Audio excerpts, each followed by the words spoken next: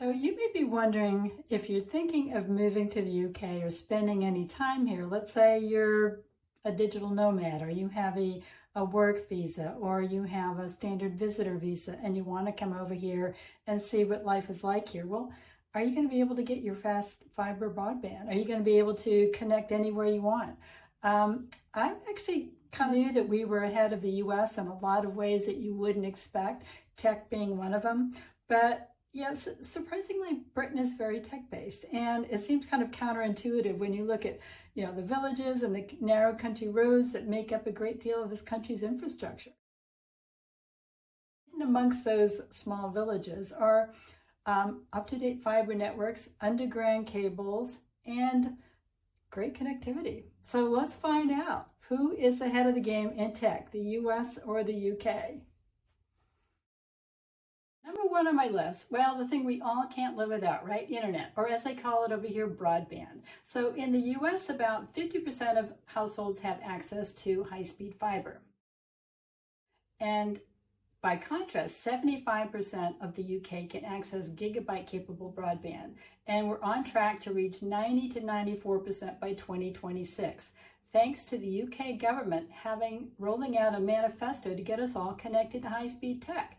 That was in 2019. It got the date for compliance got pushed back a little bit because of the pandemic, but we're still doing great.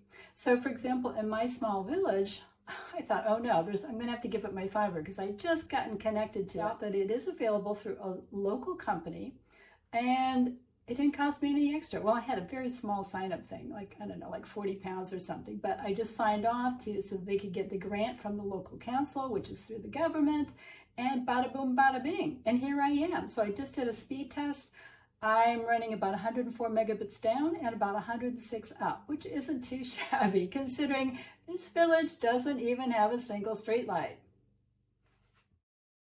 Well, the big elephant in the room, 5G. So we've all been hearing about that. The US and the UK have been wanting to ban it. We don't want those Chinese people spying on us, So what's the deal on 5G? Do we have it? Well, yes, we do. So first of all, US operators, we actually operate in two different bands of 5G. The US uses our 5G Mmwave, and I guess it gives businesses faster connectivity and network capability, but it struggles to go through things like buildings, like glass, and even, dense shrubbery. So it's not great for residential use. The UK uses other mid-range frequencies like 3.5 gigahertz 5G, and that actually travels further and offers widespread coverage. So that is kind of what we're looking for, right? And currently, 77% of us have access to 5G compared to 62% in the US. So take UK. What about the other thing that we can't live without? Our phones. Yes. Well, cell phone service, who is ahead of the game there? I found a New York Times article that said the Americans pay almost more than anybody else in the world for their cell phone service. And they compared apples to apples, UK to US, and you guys in the US are paying about $41 a month more than we are here in the UK. British plans typically include unlimited data, and they don't require an upfront cost. So that is one of the differentiators. I also found out that UK companies are required to lease out their networks to competitors at no extra cost, whereas the US doesn't abide by that standard. So that drives your costs up a little bit. So just as an example, I just recently upgraded both my cell service and my phone. So I got a new iPhone, and I decided to change providers. I was with EE, but I wasn't happy with them. And then I found out one of the other major networks, O3, is still offering roaming in the EU. Yay! Included in the price. So not only that, but they offer it up to 75 different countries, including the US. So I thought, I need this.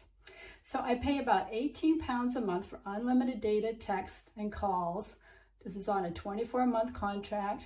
It's a SIM plan. It rolls over every month. I also purchased a new iPhone through the Apple Store. No interest for 24 months. Sure, why not? Let somebody else pay it. So my total for a new phone and service is about £44 a month. That translates to $55 a month, and that includes taxes, folks. So, shazam, that is quite a good deal, I think. I'll put a link to that New York Times article below for you, okay? So number 4 on my list, chip and pin technology.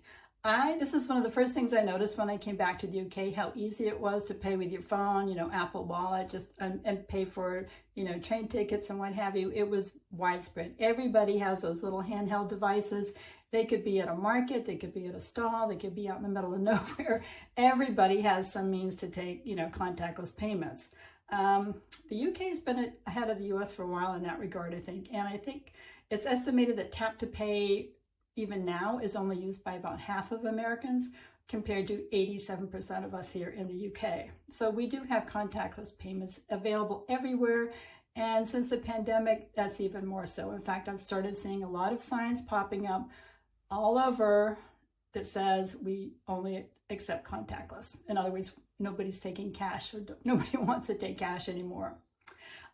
You know, in the US, the insert and sign method is still used quite a bit. I was at a Whole Foods recently in Texas, and yeah, I had a bit of a fiddle to get my, even my US debit card to work. So yeah. By the way, did you know that the tap to pay technology, it's called NFC or near field communication, can be used without a Wi-Fi signal or cell service? That's kind of cool. It's on its own little network. Number 5 on my list of the ways that the US and the UK compare in technology. Well, it's as basic as making payments. Again, in the UK, we can make payments seamlessly from our bank account, but in the US, you need to use a third-party app like Zelle. But here in the UK, we don't need an app for that. You just, you know, send money to a business, to an individual, to, you know, whomever you want by standing order, direct debit, transfer, whatever you want. You just do it directly through your bank, as long as you've got their bank details. So it's pretty seamless, and it always has been.